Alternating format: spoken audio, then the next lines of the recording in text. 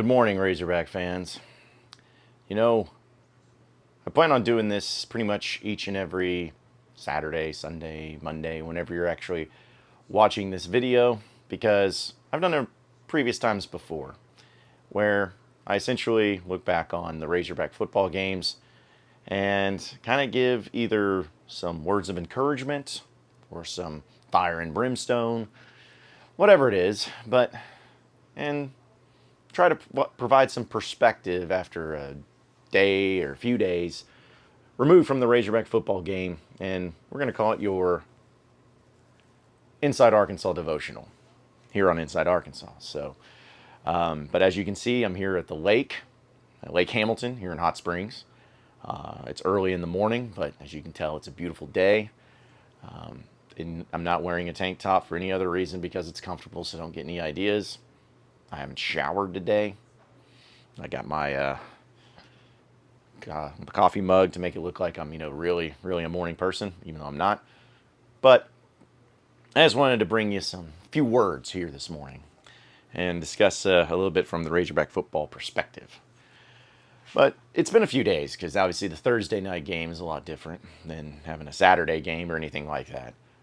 But as time has gone on and we've had a chance to see some of the Razorback football games that have transpired over the past, college football games that have transpired over the past couple days, still got some football to play. There are some things that have really put things in perspective for Razorback football fans. Beating a team 70-0, I don't care who you are, I don't care what the competition is. If you beat a college football team 70-0, you are that's great. I'm not taking it for granted. I'm not overlooking it. I'm not acting like it's the biggest deal in the world, but I'm also acting like it's nothing. And there were some other SEC teams that really dominated in their matchups. I know Ole Miss dominated. Auburn is another team Arkansas will face here in a few weeks. They dominated. But, the Razorbacks and what they accomplished in just such a really, really, I just keep saying dominating, but that's really the only way to put it. You got to at least appreciate. And you got to be encouraged. Because, let's be honest, since the end of the last season, and Arkansas going 4-8, there's not been much that you or me or anybody have been able to look back upon or look forward to and say, well, here's why I'm encouraged by the season.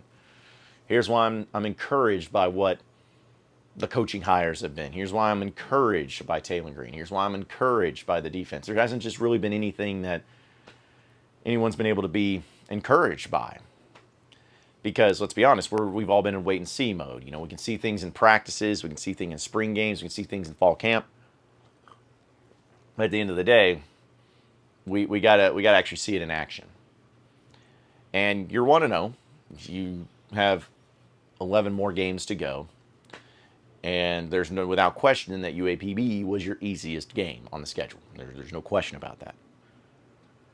But I don't ever want to be somebody that looks around and after so long of looking for things to be encouraged by, looking for real evidence and real substance to have some sort of hope, I'm not going to see it as little as may mean as far as the rest of the season goes, but I'm not going to see it and then still say, well, zero reason to be encouraged.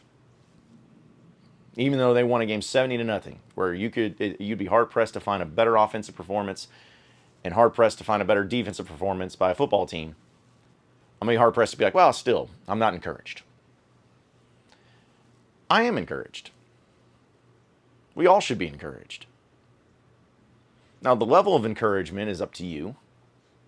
Are you encouraged in the way that you think Arkansas is going to go out there and be just a slightly better team than last year, or maybe encouraged that they'll make a bowl game, go to 6-6? Or maybe you're encouraged that they're going to go out there and go 15-0. But either way, when you have a performance like that, you have to be encouraged. You have to be encouraged by what you saw. You have to be encouraged about what this season could become. And you have to be encouraged by what Bobby Petrino was able to do in offense in just a short period of time. I'm most encouraged by a guy like Jaquindon Jackson. I mean, you all know I've been a huge fan of him. He's the type of running back that as long as he stays healthy, he's going to be a problem for everybody. I'm encouraged by the offensive line and their ability to actually open up holes for the running game, which, again, if you're watching this out of context, you're probably like, well, you should be able to do it against UAPB, and you're right. But considering what we saw last year, they couldn't even do it against anybody. So I'm encouraged by it because it's better. Because at the end of the day, that's what we all want, folks. That's what we all want in life, but we also want with our Razorback sports teams, is we just want to be better than the previous year. Now, their big test is against Oklahoma State this week, there's no doubt. And Oklahoma State looked really good in their game yesterday. There's no doubt. But I'm always gonna be somebody trying to find reasons to say yes instead of finding reasons to say no.